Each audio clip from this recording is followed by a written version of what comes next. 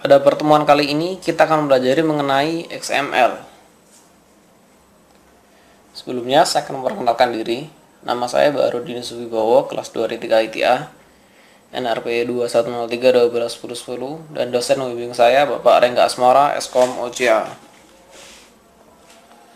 Pertama kita akan bahas mengenai tujuan pembelajaran dari materi ini, yaitu yang pertama kita akan memahami konsep WWW dan HTML pada database berbasis web.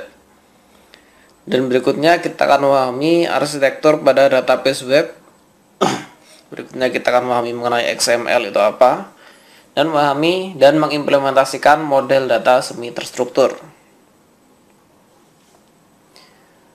Pertama mengenai WWW.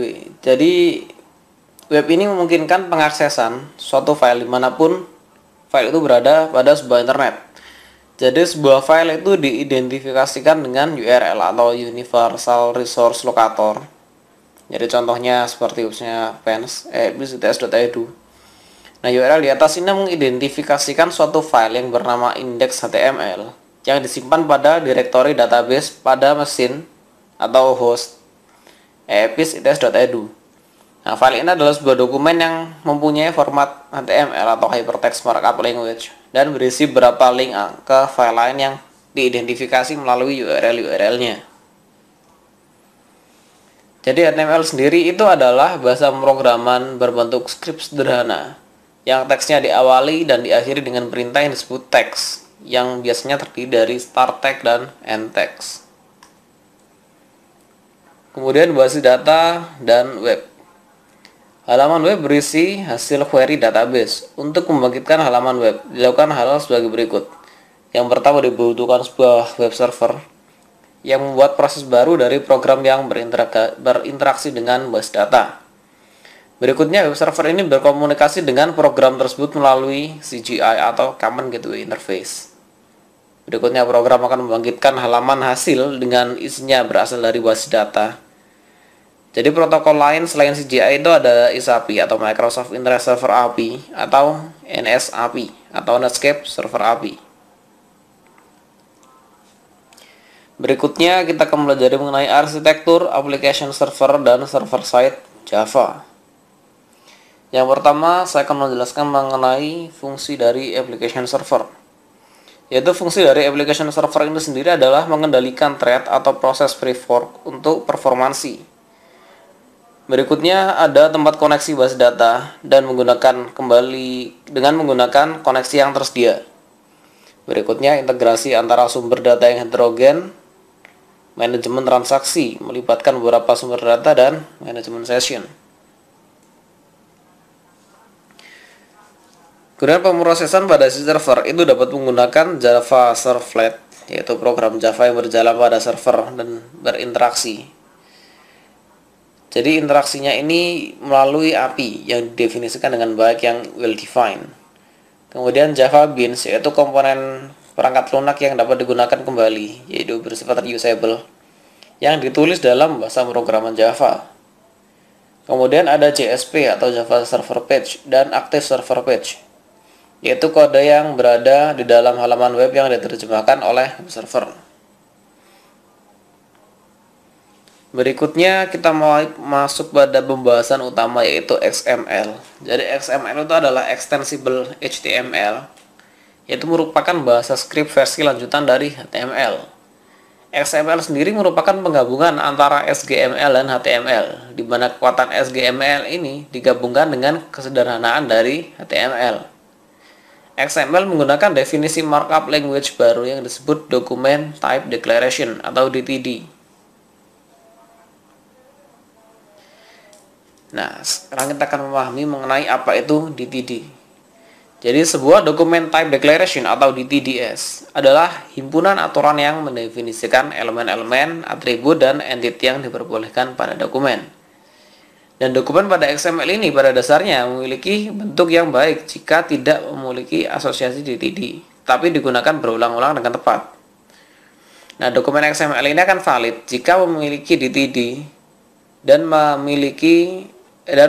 mengikuti kaidah-kaidah atau aturan yang telah diatur oleh DTD. Kemudian spesifikasi domain pada pada DTDs.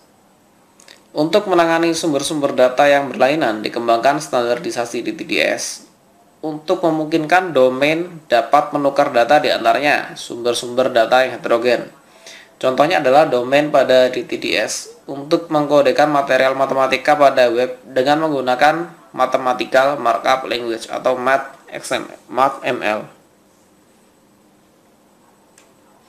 Ada query data XML atau XML-VL. Tujuannya adalah melakukan query data XML, yaitu kita akan melakukan manipulasi dokumen XML dengan menggunakan bahasa deklaratif tingkat tinggi. Tingkat tinggi itu artinya bahasa ini akan lebih mudah dipahami oleh user. Query data XML ini belum dilakukan standarisasi. Berikutnya mengenai model data semi terstruktur.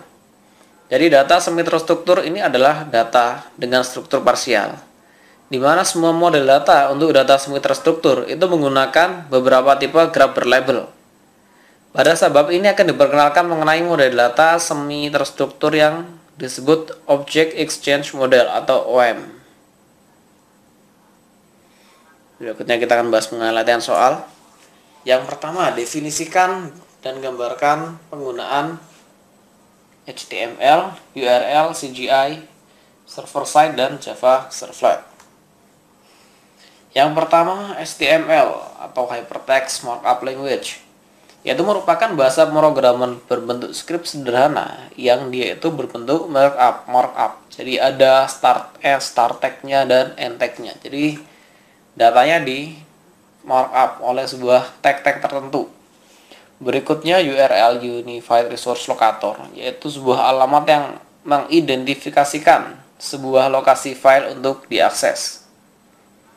Berikutnya ada CGI atau Command Gateway Interface, yaitu suatu standar yang dapat menghubungkan berbagai program aplikasi ke halaman web. Jadi misal kita memiliki sebuah aplikasi yang tidak berhubungan dengan web, entah itu dengan ekstensi exe atau yang lain, ini dapat dihubungkan melalui CGI, sehingga aplikasi tersebut dapat diakses melalui website. Berikutnya ada pemrosesan server side, yaitu merupakan proses yang ada pada sisi server. Sebagai contoh, jika yang digunakan ada server-side Java, maka proses yang digunakan adalah Java Servlet, Java Beans, Java Server Page, dan Active Server Page. Dan Java Servlet ini sendiri itu merupakan program Java yang berjalan pada server dan berinteraksi dengan server melalui API atau Application Programming Interface yang didefinisikan dengan baik, yang well defined. Berikutnya, apakah CGI itu? Apa kerugian arsitektur menggunakan script CGI? Nah, CGI itu sendiri merupakan standar untuk menghubungkan berbagai program aplikasi ke halaman web, seperti yang sudah saya jelaskan sebelumnya. Kemudian, apa perbedaan antara web server dan application server? Jadi, web server ini dapat mengakses data dalam DBMS untuk membentuk halaman yang diminta oleh web browser. Berikutnya, bagaimanakah bentuk dokumen XML yang dibentuk dengan baik? Jawabnya adalah dokumen XML akan dibentuk dengan baik apabila dia itu memenuhi standar-standar DTD. Itu yang paling utama. Jadi blok utamanya akan dibangun secara terstruktur dengan XML. Kemudian ada start tag dan end tag-nya yang mengikuti kaidah pada HTML. Dan dia harus tepat secara berulang. Jadi dia memiliki susunan yang rapi, yang dia tidak berubah-ubah. Jadi sekian presentasi dari saya. Terima kasih atas perhatiannya.